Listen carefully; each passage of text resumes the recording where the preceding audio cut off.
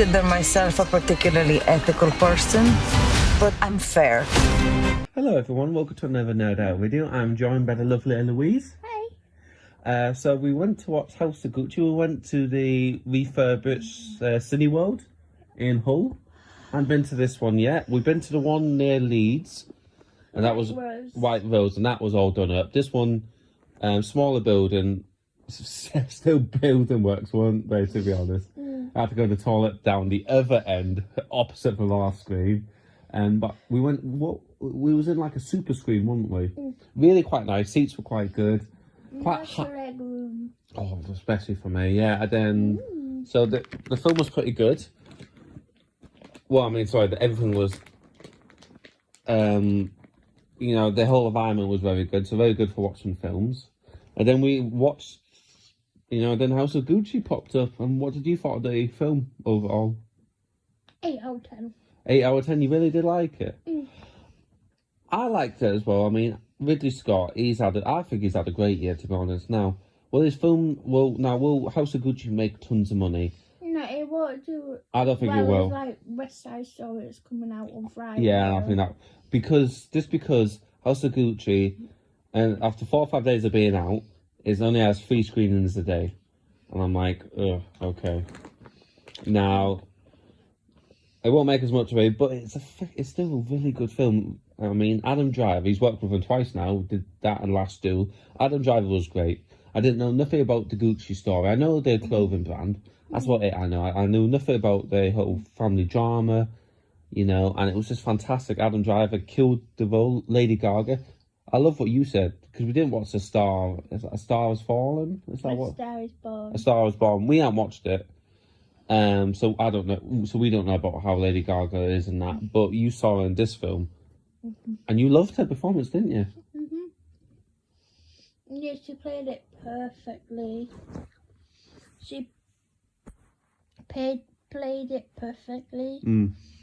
Whereas I think some actresses would have Overdone it a bit, yeah.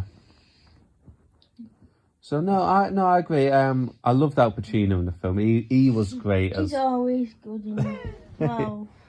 Jack and Jill. Yeah, well, we forget about that. But no, he was great in that. Jeremy Irons, he wasn't in the film too much. A little bit upset. I would like to see him a bit more. A couple more scenes, yeah. But he was great with what he had. Now, Jared Leto, though, oh my God, there's the cousin character to Adam Driver's. When I was discussing it with a friend at work today, yeah, he was his favourite character as well. He just played Lorenzo, I think it was called, or something like that. It was just so funny to watch, and how they did him as well, because they did him with like he was balding in the middle, made him really fat, and it was, you know, so the costume in these films was great. Costume design's absolutely fantastic. Should definitely be nominated. Best director, best costume design. It was absolutely fantastic. So all the main actors were good, and the stories, it was quite interesting. It takes place, you know, Lady Gaga's character, her dad's quite wealthy, not massively, but he has money, trucking company, meets Adam Driver's character, son to one of the owners of Gucci, the two brothers, and she sinks her claws into him. Now some say, you know, she did love him, but she loved the brand, or, you know, just in it for the money, you know.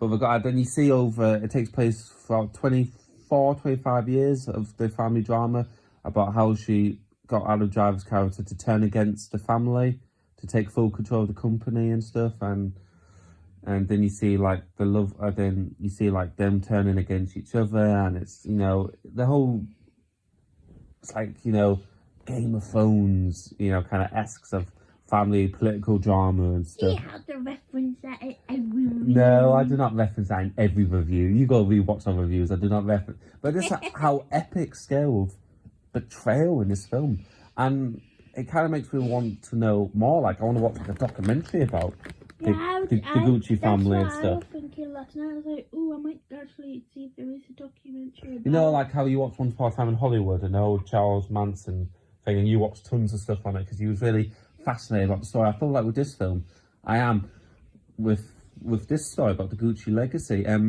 Now, the one thing I didn't like was I felt like the middle kind of dragged a bit. Like, you got the beginning bit, it's quite pumped, but when you know, it was like introducing all the characters and the family dynamic. But it's kind of when one of the there was a certain death in the film, and then after that, it kind of, and this was just before the middle, second half of the film, I thought it kind of dragged a little bit, like some of the stuff, it was just put in there to make it a bit longer. Yeah, like filler. It didn't, and I wasn't bored. I wouldn't say I was bored. I was just like, okay, could you just get this bit on? I'm like, yeah, hurry up. Yeah, I felt like the pacing was a bit off. And then near the end, I was like, okay, it's picking up now. You know, like I was kind of like that throughout the whole film. You know, that kind of when you watch the film, you know what we mean. That kind of pacing. You've got to watch it for yourself. Yeah, but now obviously you didn't watch Flash Duel, but I did, and it's two different kind of storytelling. How Ridley Scott took, because they're both based on historical events, and he takes two different approaches how to tell the stories. And I feel like in Last Duel, I felt how that story was told was done a lot better than it was in House of Gucci. Now you might disagree when you watch it. You might go, no, I felt like how Last Duel told its story. I didn't like how it did it, because in that film, Ellie, there's a story. I need to watch it. Yeah, you need to watch it. But basically, the story bit, there's something happens in the film with a certain character, and three people tell the stories of what their events of the story was. So you get to see three different perspectives of the story. And some people go, "Oh, you're just telling the same bit but slightly different." But I actually quite like that, to be honest. Now, obviously, that wouldn't have worked for this film, but it just, for me, that film worked a lot more. But it'd be interesting to see which of these two films makes the money, to be honest. Like, Lady Gaga's hot. You know, she did American Horror Stories, well-known singer, A Star Is Born and stuff. So maybe that might bring a lot more people in to watch Gucci. And obviously Gucci's a well-known store. You know, Gucci's the brand's big. Like, most of my friends at work that I've been talking to it was because it was Gucci. Yeah. That they wanting to watch it. Rather than a story that happened 600-700 years ago. Yeah. You know, in France. So. Yeah, and like, obviously, like, Gucci's still around today. Oh, it's like we saw at the end credits. It's one of the most profitable businesses in the world. That's how much money they make now. Yeah. So, yeah. So you say 8 out of 10, don't you? You felt, and you said to me after the film, like, oh, we need to get this on Blu-ray. 100%. And I'm thinking, I won't get it on 4K. No, I won't get it on 4K. For me, I think it's like a 7.5. For me, it's this the middle bit let it down for me. I suppose when I watch it again and again, I might see a little bit more nitpicks. But I think the actors and the director did and the makeup and costume design did such a good job. It kind of, I forgave them a little bit more, because the performances were still good. I just thought the story could have picked up a bit more pace. But yeah, 8 for you, 7.5 for me. And please go watch it. Please support him. You know, I want this film to do well, because when Spider-Man comes out, this film's going to die. We're perfectly honest. When we booked our Spider-Man tickets, there was 25 showings in one day. So all other films are going to die, basically, when Spider-Man comes out. And then when Matrix comes out, then we might have a bit more competition. But yeah, please support the film whilst you can.